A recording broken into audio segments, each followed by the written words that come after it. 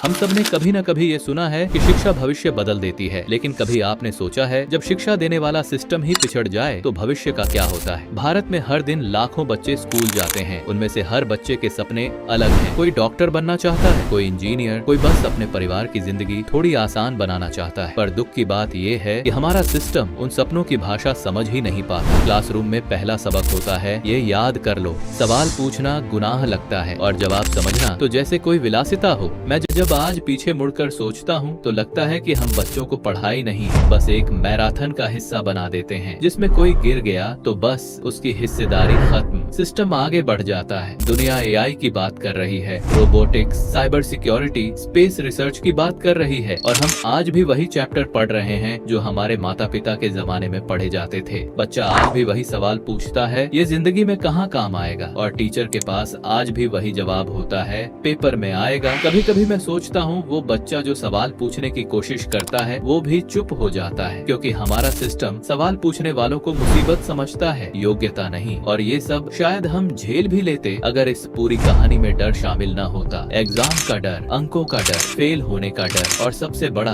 परिवार को निराश कर देने का डर। हर साल कितने बच्चे किताबों के बोझ से नहीं बल्कि उम्मीदों के बोझ से टूट जाते हैं, मगर ये आंसू क्लासरूम की धूल में छुप जाते हैं, किसी को दिखाई नहीं देते। और सबसे दर्दनाक बात, ये सिस्टम हर बच्चे को बराबर मौका भी नहीं देता। एक तरफ बड़े शहरों के महंगे स्कूल, ऐसी classroom, digital board, labs, activities, और दूसरी तरफ गांव का स्कूल, टूटी कुर्सियां, बिना बिजली की क्लास, और एक ही टीचर जो पूरे स्कूल का भार उठा रहा है। दो बच्चे एक ही उम्र के, एक ही देश में, पर दो अलग दुनिया में पढ़ते हैं, और इन्हीं दो दुनियाओं के बीच हमारा भविष्य बढ़ जाता है। लेकिन ये कहानी सिर्फ शिकायत की नहीं है, बदलाव की संभावना भी इसी देश में है। मैंने ऐसे स्कूल देखे हैं जहाँ बच्चों को रटाया नहीं जाता, जहाँ क्लासरूम प्रयोगशाला बन जाता है, जहाँ टीचर सिर्फ पढ़ाते नहीं बच्चों के साथ सीखते हैं। और सच कहूँ तो भारत में दिक्कतें बहुत हैं, पर हमारी क्षमता उससे कई गुना ज्यादा है। हमें बस अपने सिस्टम को थोड़ा मानवीय बनाना होगा, जिज्ञासा को आमंत्रण देना होगा, सवाल पूछने की आजादी देनी होगी, और बच्चों को नंबर की दौड़ में नहीं